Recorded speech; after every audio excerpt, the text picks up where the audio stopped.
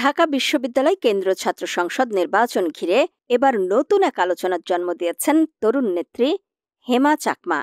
১ September ছাত্রলীগের office প্যাডের ছবিসহ satellite channel Bangla ভিশনের online সংস্করণে প্রকাশিত তথ্য থেকে জানা গেছে, চট্টগ্রাম পাহাড়িয়া অঞ্চলের মেয়ে হেমা চাকমা শুরু থেকেই ছাত্রলীগের রাজনীতিতে সক্রিয় ছিলেন।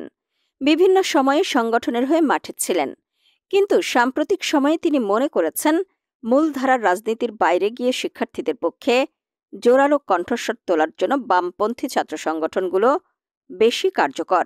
সেই চিন্তা থেকেই আসন্ন ঢাকা বিশ্ববিদ্যালয় কেন্দ্রীয় ছাত্র সংসদ ও হল সংসদ নির্বাচনে ডাকসুতে বামপন্থী ছাত্র সংগঠনসমূহের জোট প্রতিরোধ পরিষদ থেকে সদস্য পদে লড়ছেন হেমা চাকমা। এর আগে তিনি ছিলেন নিষিদ্ধ সংগঠন ছাত্রলীগের স্বাস্থ্য অর্থনীতি ইনস্টিটিউটের সাংস্কৃতিক উপসম্পাদক। ছাত্রলীগের অফিস প্যাডের ছবিসহ এমনই এক তথ্যযুক্ত সংবাদ ১ সেপ্টেম্বর প্রকাশিত হয়েছে স্যাটেলাইট চ্যানেল বাংলা ভিশনের অনলাইন সংস্করণে। সম্প্রতি হেমা চাকমা ডাকসুতে ঐক্যবদ্ধ শিক্ষার্থী জোট প্যানেলের মুক্তিযুদ্ধ ও গণতান্ত্রিক আন্দোলনের সম্পাদক ফাতেমা তাসনিম জুমাকে নিয়ে সামাজিক যোগাযোগ মাধ্যমে বিরূপ মন্তব্য করে পোস্ট করে ব্যাপক সমালোচনা সৃষ্টি করেন। যদিও সমালোচনার মুখে পড়ে তিনি পোস্টটি পরে সরিয়ে নিয়েছেন তার প্রোফাইল থেকে।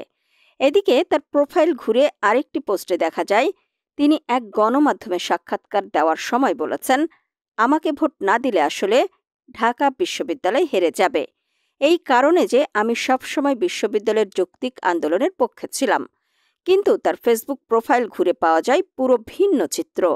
গত বছর ১৫ জুলাই যখন নিষিদ্ধ সংগঠন ছাত্রলীগের ঢাকা বিশ্ববিদ্যালয় শাখা ও মহানগরের নেতাকর্মীরা মিলে সন্ত্রাসী কায়দায় ঢাবি শিক্ষার্থীদের ওপর হামলা করে, সেই রাতে তিনি তার ফেসবুক প্রোফাইলে চট্টগ্রাম বিশ্ববিদ্যালয়ে ঘোরাঘুরির অবস্থার একটি ছবি আপলোড করেন। সেই ছবিতে তাকে তার ২ বান্ধবীর সাথে খুবই হাসিখুশি ভঙ্গিমায় দেখা গেছে। এদিকে জুলাইয়ের ১৫ তারিখে হেমা চাকমার এমন পোস্ট ও ছাত্রলীগের উপসাংস্কৃতিক পদে থাকায় তাকে নিয়ে অনেক আলোচনা সমালোচনা হচ্ছে নেট দুনিয়ায়। হেমা চাকমাকে নিয়ে মোহাম্মদ শাহ নামে একজন লিখেছেন, বাম মানেই ছাত্রলীগ পুনর্বাসন কেন্দ্র। কাউসার আহমেদ সুজন নামে আরেকজন লিখেছেন, ছাত্রলীগ হেমা চাকমাকে আইনের আওতায় আনা হোক। এদিকে বিষয়টি প্রকাশ হওয়ার পর হেমা চাকমার সাথে যোগাযোগ করে গণমাধ্যম কর্মীরা। তিনি এ বিষয়ে এখন কোনো মন্তব্য করতে রাজি হননি, বলেছেন পরে এ বিষয়ে সাংবাদিকদের ডেকে প্রেস ব্রিফিং করে জানাবেন।